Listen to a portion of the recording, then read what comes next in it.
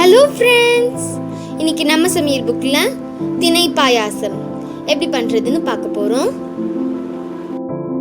இது பண்ணுறதுக்கு ஒரு பேனில் 2 டேபிள் ஸ்பூன் நெய் சேர்த்துக்கோங்க. நெய்யோட கொஞ்சம் முந்திரி சேர்த்து நல்லா கோல்டன் ப்ரௌன் ஆகிற வரைக்கும் நல்லா மிக்ஸ் பண்ணிக்கோங்க.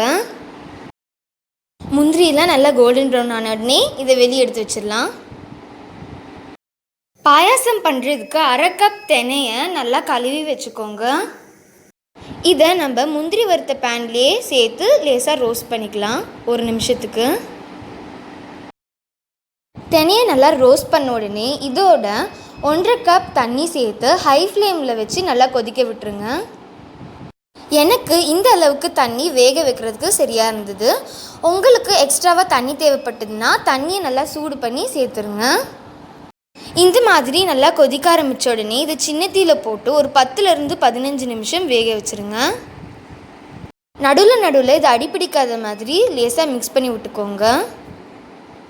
இதை குக்கரில் செய்கிறதா இருந்தாலும் கொஞ்சோண்டு நெய் விட்டு அதில் திணையை சேர்த்து நல்லா ரோஸ்ட் பண்ணிவிட்டு 1/2 கப் திணைக்கு 1 கப் தண்ணின்னு சேர்த்து 4 விசில் வரைக்கும் வச்சுருங்க.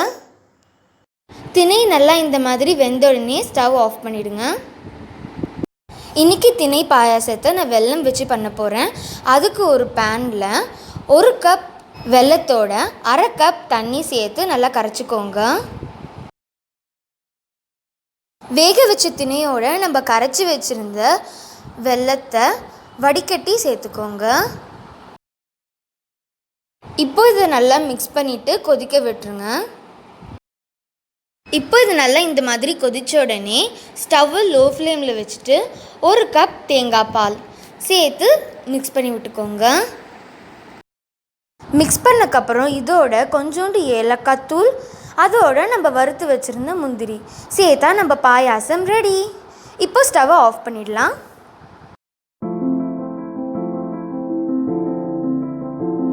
நம்ம சூப்பரான பாயாசம் ரெடி ஆயிடுச்சு.